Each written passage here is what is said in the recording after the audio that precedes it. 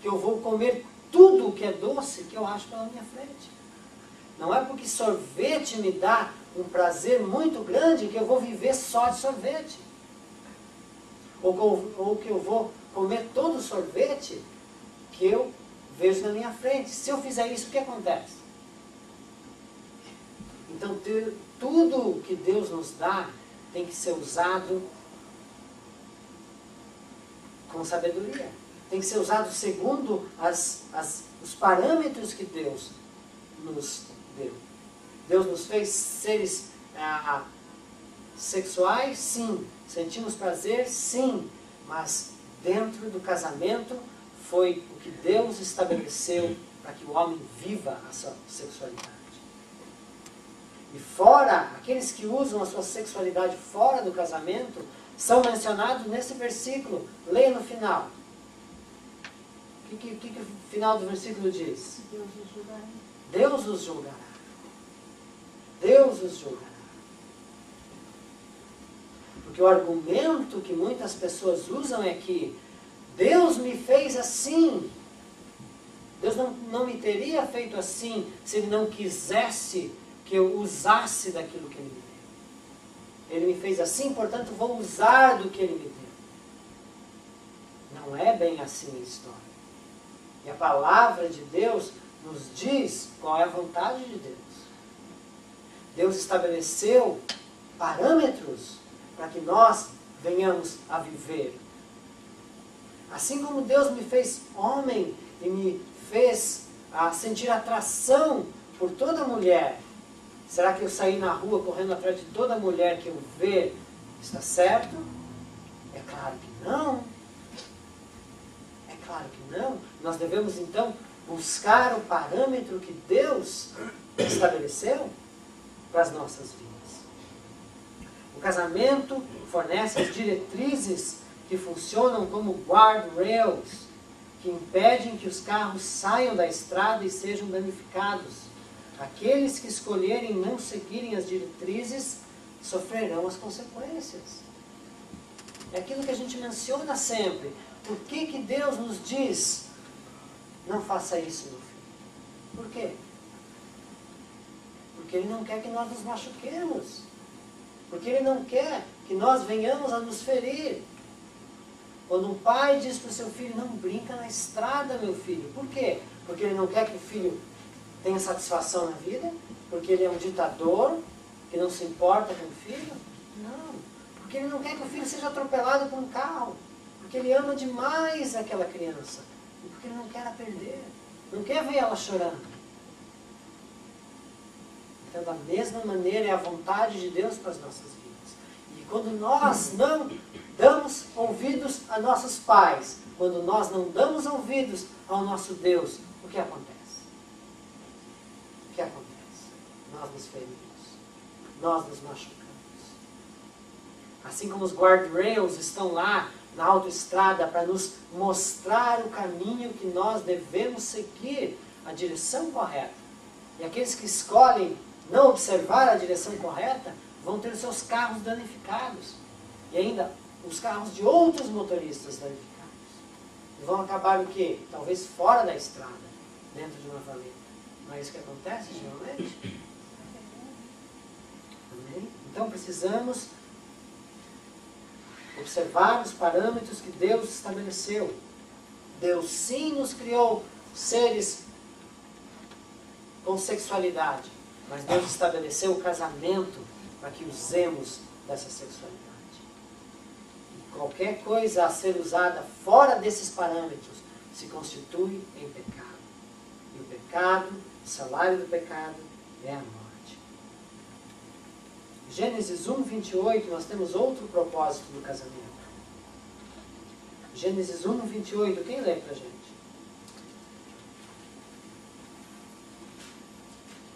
E Deus os abençoou. E Deus lhes disse, frutificai e multiplicai, e enchei a terra, e sujeitai-a, e dominai sobre os peixes do mar, e sobre as aves dos céus, e sobre todo animal que se move sobre a terra. Mais um propósito, então, da família, do casamento, frutificar. Frutificar. Gerar filhos. Gerar descendência. Esse é o propósito de Deus no começo, esse é o propósito de Deus ainda hoje. Né? Nós sabemos que quando lá no começo havia só o homem e a mulher, então Deus os fez homem e mulher. Para quê? Para que se juntassem e da sua união viessem a frutificar, gerando filhos. Né? Então esse é o propósito de Deus, gerar filhos. Os filhos são tão importantes para o casal quanto são para a sociedade. Né? E essa é a vontade de Deus, não está dentro do querer de Deus que nós venhamos a nos casar e não tenhamos filhos. Deus quer que nós tenhamos filhos, e os filhos fazem parte do propósito de Deus para as nossas famílias. Eu percebo isso na minha vida. Quando a gente se casa, é uma experiência nova. Né? É um passo novo na vida. Abandonamos a vida de solteiro, entramos em uma outra fase. E nessa fase a gente aprende tanto, cresce tanto. E a vida muda tanto. E a gente aprende a ver um mundo diferente. Não é? E quando vem os filhos, é outro degrau. Nós subimos a um nível totalmente diferente daquele que nós estávamos. Se nós já havíamos mudado em grande quantidade até então, com a chegada dos filhos, a vida muda completamente. E você vê que, você percebe que sem os filhos você não chegaria àquele degrau que agora você está. A capacidade de você abrir mão completamente de você e pensar no seu filho. Você não tinha isso antes. Você adquire com a chegada daquele menininho ou daquela menininha que é totalmente dependente de você. Então nós percebemos que Deus, até nisso, Ele trabalha em nossas vidas. Ele trabalha no homem, Ele trabalha na mulher, Ele trabalha em nós e faz-nos crescer, e nos transforma, e nos leva para um nível espiritual também diferente. Qual é o pai que conhece a Deus, que olha para o seu filho e não tem um entendimento melhor do relacionamento entre Deus e as suas criaturas? E consegue entender talvez mais e melhor o que Deus sente quando nos vê fazendo coisas erradas, pecando. Né? Percebemos o sentimento que Deus tem por nós. O mesmo sentimento que nós temos para os nossos filhos. Quando vemos eles desobedecendo, ou quando eles se machucam, quando eles se acidentam e choram. A mesma, ou talvez maior, a dor que eles sentem e nós sentimos. Não é verdade? Então nós entendemos melhor as coisas. Entendemos melhor o mundo, aprendemos a ser mais pacientes, não é verdade? Com os filhos, aprendemos a aceitar mais as pessoas, né? Suas diferenças, seus problemas, seus erros, porque somos forçados a aceitar os filhos. Então Deus nos muda, é importante para o casal que tenhamos filhos, é importante que nós tenhamos filhos para que nós venhamos a crescer esse tanto que Deus tem planejado para nós. Muitas pessoas nos dias de hoje casam, mas não querem ter filhos para que mantenham o seu estilo de vida. Não querem abrir mão da sua profissão, não querem abrir mão dos seus hobbies.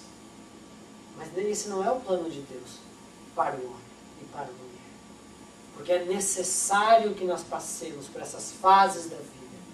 Porque Deus tem programado mudanças, degraus pelo qual nós temos que passar. Então esse é mais um propósito de Deus no casamento para as nossas vidas. Vamos ao próximo. Deuteronômio, capítulo 6, versículo 7. Alguém pode ler para a gente? 4 e 9 também.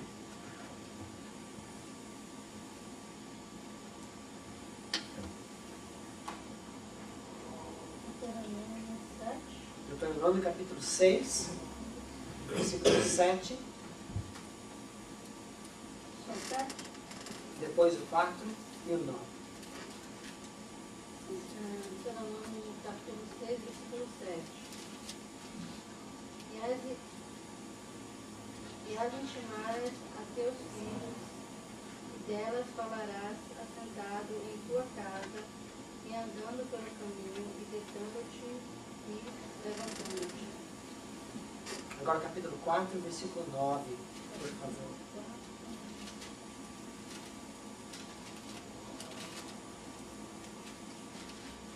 Não somente guarda-te a ti mesmo, e guarda bem a tua alma, que te não esqueças daquelas coisas que os teus olhos têm visto, e se não apartem do teu coração todos os dias da tua vida, e as farás saber a teus filhos e aos filhos de teus filhos.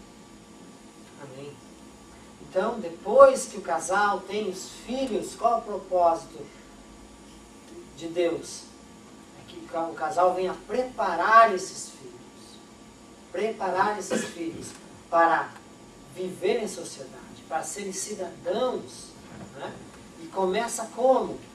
Começa preparando-os para observar os caminhos de Deus, para amarem e servirem a Deus, conhecerem os estatutos de Deus e os seguirem. É dever dos pais, como a palavra de Deus, inculcar isso nos filhos. Né? Assentado ou caminhando pelo caminho ou na tua casa, é dever dos pais ensinar os filhos no caminho de Deus. É dever dos pais prepararem seus filhos para servirem a Deus, ensinando-lhes a palavra de Deus. Nós percebemos que esse objetivo do casamento vai muito mais além, não é? Do que só. Por que Deus está interessado que o casal ensine os filhos a servirem a Deus? Ensinem os filhos a amarem a Deus. Porque eles são a base da sociedade. Os filhos são aqueles que vão estar ingressando na sociedade e serão a sociedade do futuro. Então Deus está preocupado com a formação da sociedade, da humanidade, da igreja, dos órgãos governamentais, dos business, dos negócios. Não é? Deus está preocupado que todos esses indivíduos venham a ser indivíduos que amam e temem a Deus. Deus está preocupado com a nação em geral. Eis a razão pela qual é tão importante, é tão necessário que os pais não se esqueçam dessa obrigação. Ensinarem seus filhos a amarem a Deus, a servirem a Deus. Ensinarem seus filhos a palavra de Deus. Uma coisa que tem desaparecido dos lares cristãos é o culto doméstico. A correria do dia a dia, um sai, outro entra, um está na escola, outro está no trabalho, e agora nós ouvimos a palavra de Deus somente uma vez por semana. Ainda naquelas condições, né? Conversando, saindo para o banheiro, indo tomar água. Né? E se limita isso a quanto tempo das nossas vidas? Em todas as horas que nós temos na nossa semana, as crianças ouvem a palavra de Deus quanto tempo? 30 minutos? Se tivermos sorte. Né? Conte quantas horas elas passam em sala de aula. Conte quantas horas elas passam na frente da TV, e com videogames, com iPods, né, expostos à cultura. Que nós sabemos que não se agrada do que esse livro diz. Né?